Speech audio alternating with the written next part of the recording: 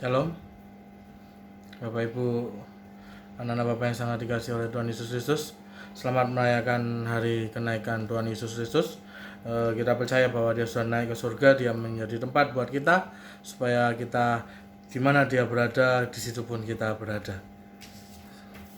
Saya akan memberi tema renungan pada hari ini adalah PHP, Power, Holy Spirit, and Place. Hari ini kita merayakan kenaikan Tuhan Yesus Kristus naik ke surga. Kita buka di dalam Lukas pasal yang ke-24 ayat 50 sampai yang ke-53.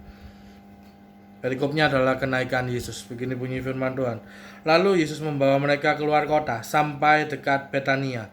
Di situ ia mengangkat tangannya dan memberkati mereka. Dan ketika ia sedang memberkati mereka, ia berpisah dari mereka dan terangkat ke surga. Mereka sujud menyembah kepadanya, lalu mereka pulang ke Yerusalem dengan sangat bersukacita. Mereka senantiasa berada di dalam bait Bapa dan memuliakan Bapa. Di situ ayat ini diceritakan Yesus naik ke surga. Ketika dia terangkat naik ke surga, tangannya memberkati dan dia terus sampai naik ke surga, sampai kehilangan daripada pandangan para murid-muridnya. Jadi artinya adalah bahwa Bapa rindu untuk memberkati kita. Jadi kerinduan Bapa memberkati kita karena kita adalah anak-anaknya. Jadi anak-anak Bapa, kita adalah anak-anak Bapa yang sangat dikasihinya. Jadi kerinduan Bapa adalah untuk memberkati kita. Itu yang pertama. Yang kedua, ada tujuan mulia ketika Tuhan memberkati kita, yaitu kita menjadi berkat, yaitu blessed to be a blessing. Ketika kita diberkati, kita bisa menjadi berkat. Jadi orang bisa melihat Kristus, kita bisa menjadi display Kristus. Mereka bisa melihat Kristus di dalam kehidupan kita. Apa sih yang diberikan Tuhan Yesus kepada kita ketika dia naik ke surga? Apa yang dia tinggalkan buat kita ketika dia naik ke surga? Kita buka dalam Kisah Para Rasul 1 ayat yang pertama sampai yang ke-11. Kisah Para Rasul pasal pertama ayat yang pertama sampai yang ke-11. Perikopnya, Roh Kudus dijanjikan. Hai Theophilus, dalam bukuku yang pertama aku menulis tentang segala sesuatu yang dikerjakan dan diajarkan Yesus sampai pada hari ia terangkat. Sebelum itu ia telah memberi perintahnya oleh Roh Kudus kepada rasul-rasul yang dipilihnya. Kepada mereka ia menunjukkan dirinya setelah penderitaannya selesai, dan dengan banyak tanda ia membuktikan bahwa ia hidup. Sebab selama 40 hari ia berulang-ulang menampakkan diri dan berbicara kepada mereka tentang kerajaan Bapa. Pada suatu hari ketika ia makan bersama-sama dengan mereka, ia melarang mereka meninggalkan Yerusalem dan menyuruh mereka tinggal di situ menantikan janji Bapa. Yang demikian katanya, telah kamu dengar daripadaku, sebab Yohanes membaptis dengan air, tetapi tidak lama lagi kamu akan dibaptis dengan Roh Kudus. Perikop yang berikutnya adalah Yesus terangkat ke surga. Ayat yang ke-6, maka bertanyalah mereka yang berkumpul di situ, Tuhan, maukah engkau pada masa ini memulihkan kerajaan bagi Israel? Jawabnya, engkau tidak perlu mengetahui masa dan waktu yang ditetapkan Bapa sendiri menurut kuasanya. Tetapi kamu akan menerima kuasa kalau Roh Kudus turun ke atas kamu, dan kamu akan menjadi saksiku di Yerusalem dan di seluruh Yudea dan Samaria dan sampai ke ujung bumi. Sesudah ia mengatakan demikian, terangkatlah ia, disaksikan oleh mereka, dan awan menutupnya dari pandangan mereka. Ketika mereka sedang menatap ke langit waktu ia naik itu, tiba-tiba berdirilah dua orang yang berpakaian putih dekat mereka dan berkata kepada mereka, hai orang Galilea, mengapakah kamu berdiri melihat ke langit? Yesus ini yang terangkat ke sorga meninggalkan kamu akan datang kembali dengan cara yang sama seperti kamu melihat dia naik ke sorga. Jadi di sini adalah ketika Roh Kudus dijanjikan. Yang pertama adalah yang diberikan pada Yesus ketika dia meninggalkan para murid, yaitu meninggalkan kita juga. Yang pertama adalah kuasa atau power.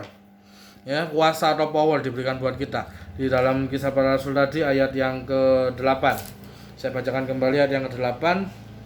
Tetapi kamu akan menerima kuasa kalau Roh Kudus turun ke atas kamu, dan kamu akan menjadi saksiku di Yerusalem dan di seluruh Yudea dan Samaria dan sampai di ujung bumi. Kita diberi kuasa, kita diberi power. Apa itu?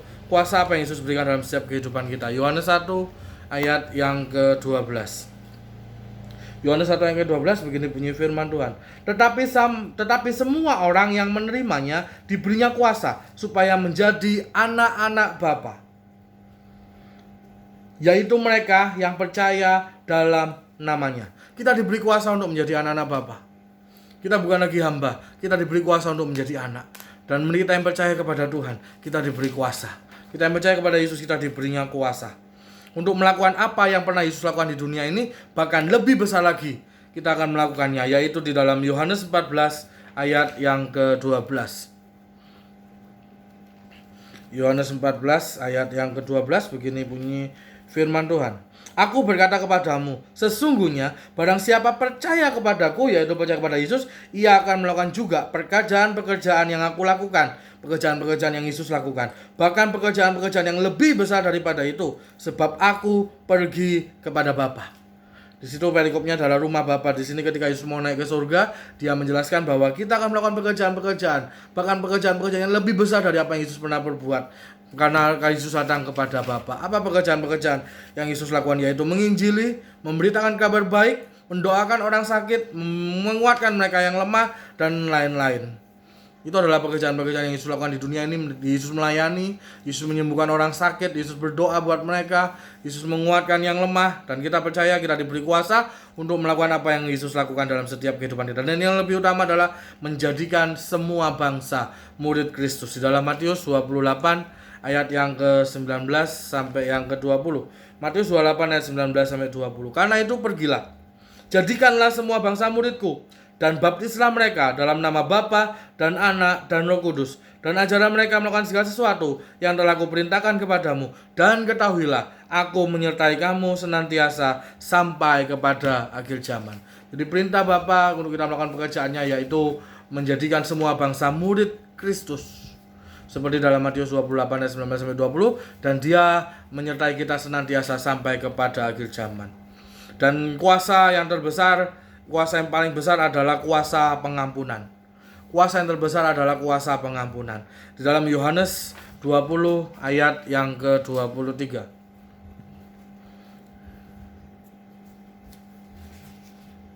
Yohanes 20 ayat yang ke-23. Begini bunyi firman Tuhan. Jikalau kamu mengampuni dosa orang, dosanya diampuni. Dan jikalau kamu menyatakan dosa orang tetap ada, dosanya tetap ada. Jadi kuasa yang terbesar adalah kuasa mengampuni. Ketika kita mengampuni, orang itu akan diampuni.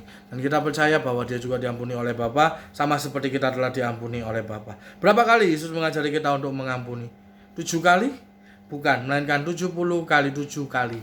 Itu adalah pelajaran matematika, yaitu 70 kali 7 kali 70 kali 7 kali 7, yang artinya hasilnya kalau kita lewat kalkulator hasilnya error, yaitu artinya adalah Bapa mau kita mengasihi tak terhingga, Bapa mau kita mengampuni tak terhingga, tak terbatas. Di dalam di dalam Matius 18 ayat yang ke-22. Matius 18 ayat yang ke-22, begini bunyi firman Tuhan. Yesus berkata kepadanya, bukan, aku berkata kepadamu, bukan sampai 7 kali, melainkan sampai 70 kali 7 kali. Masih ada lagi kali belakangnya. Jadi 70 kali 7 kali 70 kali 7 dan seterusnya. Itu hasilnya luar biasa, karena Yesus mengajarkan kita untuk kita mengampuni tak terbatas. Bukan lagi satu hari 7 kali, tetapi tak terbatas atau tak terhingga. Ya, di Jepang ada seni untuk memperbaiki barang pecah belah, yaitu yang diberi nama seni kintsugi. Ya, seni kintsugi di Jepang, dia untuk memperbaiki memperbaiki barang pecah belah, yang pecah, yang jatuh, yang rusak diperbaiki dan ditempel dengan semacam lem dengan warna emas atau gold, ya. Jadi bisa terlihat lebih unik dan lebih cantik. Mereka percaya kalau barang-barang itu mempunyai sejarah. Jadi kalau pecah bisa diperbaiki menjadi lebih cantik lagi dengan lem serupa lem yang bisa seperti warna emas. Jadi bisa semakin cantik, bisa semakin indah. Bagaimana dengan kita saat ini? Bagaimana dengan hati kita saat ini? Mungkin saat ini kita dikecewakan, difitnah, disakiti, dikhianati.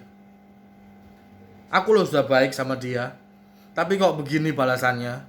Seringkali itu yang terlontar dalam setiap kehidupan kita. Kita buka dalam 1 Petrus pasal yang ketiga ayat yang ke-9. 1 Petrus pasal yang ketiga ayat yang ke-9, di situ dikatakan, dan janganlah membalas kejahatan dengan kejahatan atau caci maki dengan caci maki, tetapi sebaliknya hendaklah kamu memberkati Karena untuk itulah kamu dipanggil, yaitu untuk memperoleh berkat. Kita dipanggil untuk memperoleh berkat, dan kita dipanggil untuk memberkati, bukan membalas kejahatan dengan kejahatan, membalas caci maki dengan caci maki. Dan kita juga harus sama seperti Bapa kita. Bapa kita adalah sempurna di area kasih. Dalam Matius 5 ayat 43 sampai yang ke-48. Matius 5 ayat 43 sampai 48, begini bunyi firman Tuhan. Kamu telah mendengar firman, kasihilah samamu manusia dan bencilah musuhmu. Tetapi aku berkata kepadamu, kasihilah musuhmu dan berdoalah bagi mereka yang menganiaya kamu. Karena dengan demikianlah kamu menjadi anak-anak Bapamu yang di surga, yang menerbitkan matahari bagi orang yang jahat dan orang yang baik, dan menurunkan hujan bagi orang yang benar dan orang yang tidak benar. Apabila kamu mengasihi orang yang mengasihi kamu, apakah upahmu? Bukankah pemungut cukai juga berbuat demikian? Dan apabila kamu hanya memberi salam kepada saudara-saudaramu saja, apakah lebihnya daripada perbuatan orang lain? Bukankah orang yang tidak mengenal Bapa pun berbuat demikian? Karena itu haruslah kamu sempurna, sama seperti Bapamu yang di surga adalah sempurna. Maksudnya adalah sempurna di area kasih. Bapa bisa memberkati mereka, bisa memberikan matahari, bisa memberikan hujan baik bagi orang yang jahat maupun orang yang benar, baik orang yang mengasihi dia maupun yang tidak mengasihi dia. Bapa sama, kasihnya tetap kekal dalam setiap kehidupan kita. Kasihnya tidak dipengaruhi oleh perbuatan kita. Apapun yang kita lakukan dalam setiap kehidupan kita, kasihnya tidak dipengaruhi oleh perbuatan kita. Karena dia adalah kasih. Bapa itu adalah kasih. Dia adalah pribadi kasih itu sendiri. Jadi dia tidak bisa mengurangi kasihnya, dia tidak bisa menambah kasihnya. Karena itu dia kekal. Dan marilah kita sempurna di dalam area kasih, sama seperti Bapa kita yang di surga. Mari lepaskan pengampunan. Kita sendiri yang rugi kalau kita tidak bisa mengampuni. Dan firman Tuhan berkata, hati yang gembira adalah obat. Amsal 17 ayat yang ke-22. Amsal 17 ayat yang ke-22. Hati yang gembira adalah obat yang manjur, tetapi semangat yang patah mengeringkan tulang. Coba kalau ke apotek mau cari obat, mau cari hati yang gembira, tidak ada. Hati yang gembira Tuhan berikan dalam setiap kehidupan kita. Damai sejahtera sukacita dia berikan dalam setiap kehidupan kita. Kita gak bisa jumpai dimanapun itu. Di dalam dunia ini kita gak bisa menemui hati yang gembira. Tapi biar kita mau lepaskan pengampunan, kita mau membuat hati kita gembira, karena itu adalah obat yang mujarab. Itu adalah obat dari segala macam penyakit. Tetapi semangat yang patah mengeringkan tulang, firman Tuhan katakan. Jadi mari kita belajar, kita mau mengasihi. Dan yang kedua, apa yang Tuhan Yesus berikan kepada kita ketika dia naik ke surga. Yang kedua adalah Roh Kudus atau Holy Spirit. Bapa tidak membiarkan kita menjadi yatim piatu. Bapa tidak membiarkan kita sendirian. Ketika Yesus naik ke surga, dia memberikan penolong yang lain bagi kita. Penolong bagi kita. Di dalam Yohanes 14 ayat 15 sampai yang ke-19. Yohanes 14 ayat yang ke-15 sampai yang ke-19. Yesus menjadikan penghibur. Yesus menjanjikan penghibur. Perikopnya adalah Yesus menjanjikan penghibur.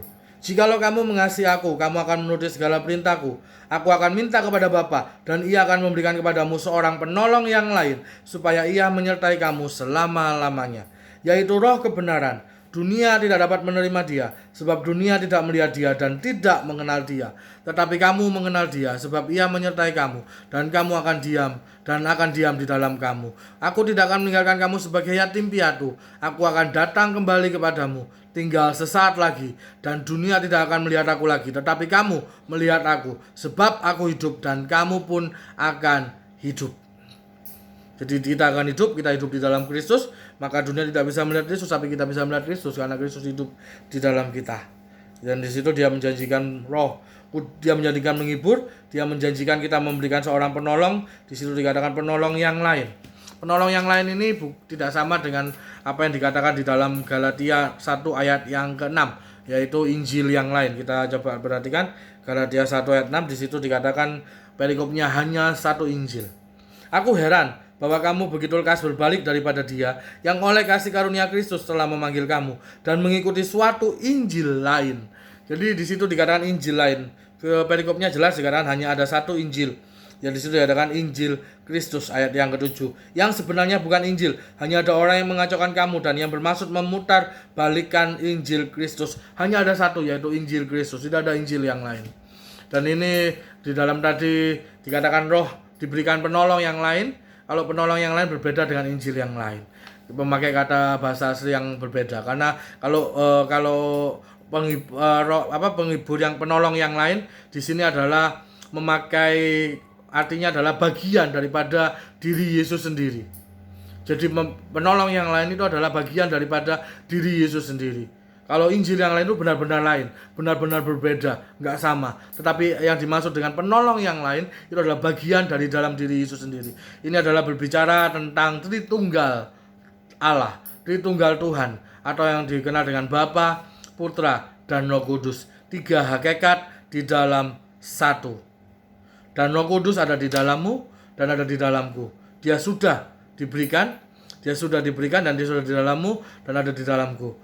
Tidak bisa lagi dia keluar dalam setiap kehidupan kita.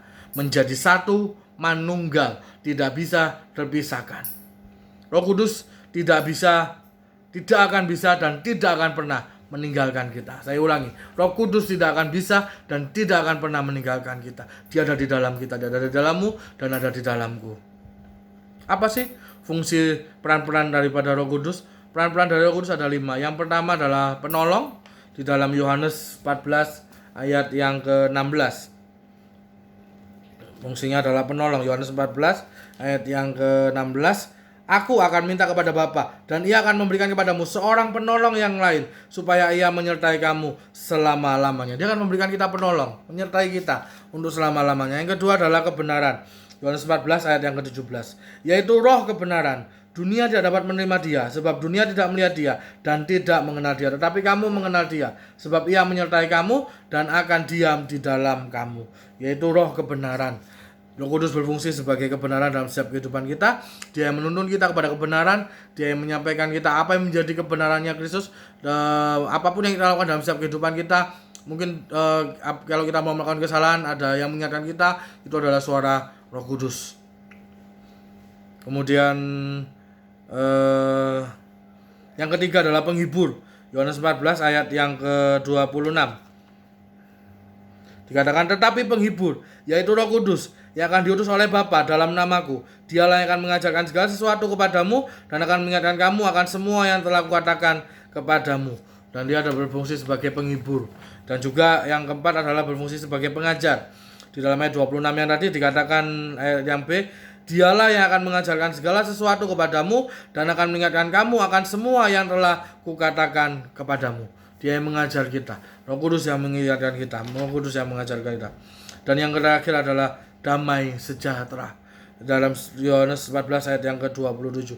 Damai sejahtera aku tinggalkan bagimu, damai sejahtera aku berikan padamu, dan apa yang kuberikan tidak seperti yang diberikan oleh dunia kepadamu. Janganlah gelisah dan gentar hatimu. Janganlah gelisah dan gentar hatimu. Walaupun saat ini kita sedang menghadapi pandemi COVID-19, tapi biarlah kabar baik pada hari ini membuat kita tidak gelisah, membuat kita tidak cemas, karena Roh Kudus yang menjadi penolong, kebenaran, penghibur, pengajar, dan damai sejahtera dalam setiap kehidupan kita. Dan dia memberikan damai sejahteranya. Apa yang Bapa berikan dalam setiap kehidupan kita, apa yang Yesus berikan dalam kehidupan kita, tidak sama dengan apa yang dunia berikan. Dunia tidak bisa memberikan damai sejahtera dalam setiap kehidupan kita, tapi Bapa bisa memberikan damai sejahtera dalam setiap kehidupan kita. Dan yang ketiga, yang terakhir yang Tuhan berikan, yang Yesus berikan bagi kita ketika dia naik ke surga adalah tempat atau place. Yohanes 14 ayat yang pertama sampai yang keempat. Yohanes 14 ayat yang pertama sampai 4, perikopnya adalah rumah Bapa. Janganlah gelisah hatimu, percayalah kepada Bapa, percayalah juga kepadaku. Di rumah Bapakku banyak tempat tinggal. Aku mengatakan, jika tidak demikian, tentu aku mengatakannya kepadamu. Sebab aku pergi ke situ untuk menyediakan tempat bagimu. Dan apabila aku telah pergi ke situ dan telah menyediakan tempat bagimu, aku akan datang kembali dan membawa kamu ke tempatku, supaya di tempat di mana aku berada, kamu pun berada. Dan kemana aku pergi, kamu tahu jalan ke situ.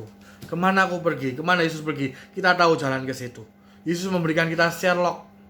Kalau di WA ada namanya aplikasi Sherlock, ya, membagi lokasi di mana lokasi saat ini. Dan Yesus membagi lokasi karena ada di surga. Dia Sherlock itu kepada kita, dan kita percaya dia dikatakan bahwa di mana dia berada, di situ pun kita berada. Dia mau supaya di mana Yesus berada, di situ pun kita berada. Karena kita menjadi satu dengan Yesus. Kita menjadi satu manunggal, tidak bisa terpisahkan di dalam Kristus Yesus.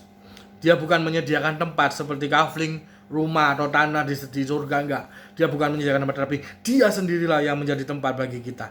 Di dalam Yohanes 14 ayat yang ke-6 dikatakan, Yohanes 14 ayat yang ke-6 dikatakan demikian. Kata Yesus kepadanya, "Akulah jalan dan kebenaran dan hidup. Tidak ada seorang pun yang datang kepada Bapa kalau tidak melalui aku." Yesuslah jalan kebenaran dan hidup. Tidak ada seorang pun yang datang kepada Bapa. Tidak ada seorang pun yang sampai kepada Bapa. Tidak ada seorang pun yang sampai ke surga kalau tidak melalui Yesus. Dia mengatakan demikian. Jadi Yesus berani menjamin dialah satu-satunya. Bukan agama Kristen, bukan pula gereja. Agama Kristen tidak menyelamatkan, gereja pun tidak menyelamatkan. Tetapi hanya Yesus satu-satunya, the one and the only, satu-satunya jalan masuk ke surga. Dialah jalan keselamatan. Kalau kita mau masuk ke surga nggak dimintain KTP, nggak ditanya agamamu apa.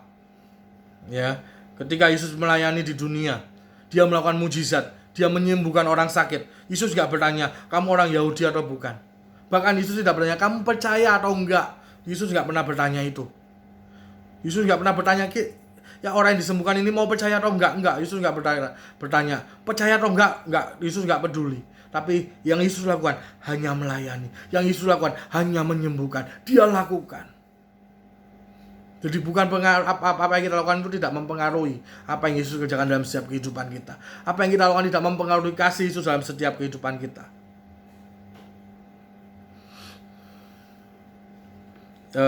Ayat yang terakhir, Filipi 3 ayat yang ke-20. Filipi 3 ayat yang ke-20. Karena kewargaan kita adalah di dalam surga, dan dari situ juga kita menantikan Tuhan Yesus Kristus sebagai juru selamat. Warga negara kita adalah warga kerajaan surga. Ketika saya punya KTP saya KTP Indonesia, saya mau pergi kemanapun, saya mau pergi ke luar negeri atau keluar angkasa sekalipun, tapi ketika KTP saya KTP Indonesia, maka berarti saya adalah warga negara Indonesia. Sama ketika kita ada di bumi, gak peduli kita ada di manapun, walaupun sekarang kita tidak Tuhan di dunia, dimanapun Tuhan tempatkan kita berada, di kota manapun Tuhan tempatkan Anda berada, tapi percayalah bahwa kita adalah warga kerajaan surga. Kita punya KTP, kita punya kartu identitas kerajaan surga. Yesus yang menjamin, karena dalam Filipi 3:20 dikatakan kita adalah warga kerajaan surga. Kewargaan kita adalah kerajaan surga. Jadi gak usah takut, gak usah khawatir, gak usah gentar apa yang saat ini terjadi dalam dunia. Walaupun saat ini terjadi pandemik, kita gak perlu khawatir, kita gak perlu takut, tapi kita percaya bahwa kita akan masuk dalam kerajaan surga. Pola pikir kita adalah pola kerajaan surga. Firman Tuhan kita pikirkan apa yang di atas, bukan pikirkan apa yang di bumi. Jadi percayalah, kita adalah warga kerajaan surga. Dan biarlah renungan firman ini menjadi kekuatan dalam setiap kehidupan kita. Ketika dia naik ke surga, dia rindu untuk memberkati kita. Dan dia memberikan kita 3 hal, yaitu power, Holy Spirit, and place. Kuasa, Roh Kudus, dan tempat yang Tuhan berikan dalam setiap kehidupan kita. Jadi gak usah, saya mau mengingatkan buat kita semuanya, sekali lagi jangan takut, jangan gelisah, jangan gentar. Apa yang saat ini terjadi, ini hanyalah sementara. Kita hidup di dunia hanya sementara, dan kita akan kembali pulang kepada Bapa kita di surga. Kalau peribahasa ngomong, kita hidup ini mung mampir ngombe. Jadi percayalah, kita sangat diberkati Bapa, karena kita adalah anak Bapa, dan itu adalah kerinduan Bapa untuk Dia memberkati kita. Haleluya.